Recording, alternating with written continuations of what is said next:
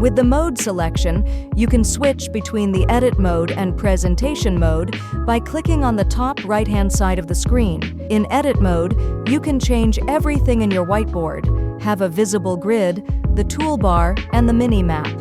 Meanwhile, the presentation mode removes these elements in order to give full focus on what is being presented. Every change you made to the data source is reflected and calculated in real time.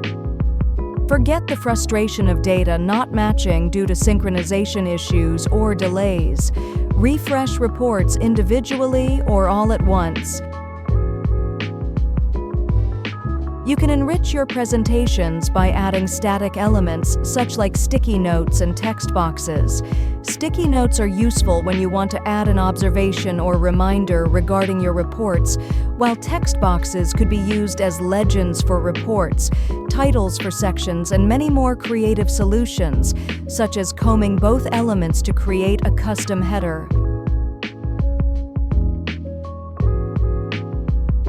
If you need to move multiple elements around, just press Ctrl plus click to select multiple reports individually, and then place them wherever you want. With the Area Selection tool, you can also move an entire section of the whiteboard by Shift plus click.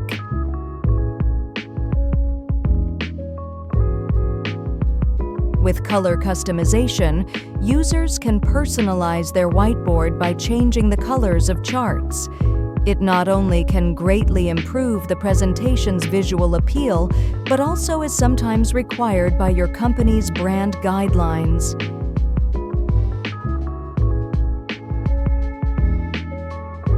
Sometimes reports can come in different shapes and sizes, but you need to keep them aligned and organized. For that, you can resize elements proportionally and some horizontally. No need to get constrained to misaligned reports.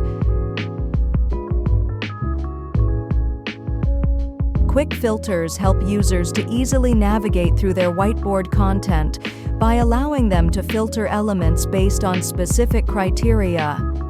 This feature is particularly useful when dealing with large amounts of information, enabling users to focus on particular sections or types of content without distraction.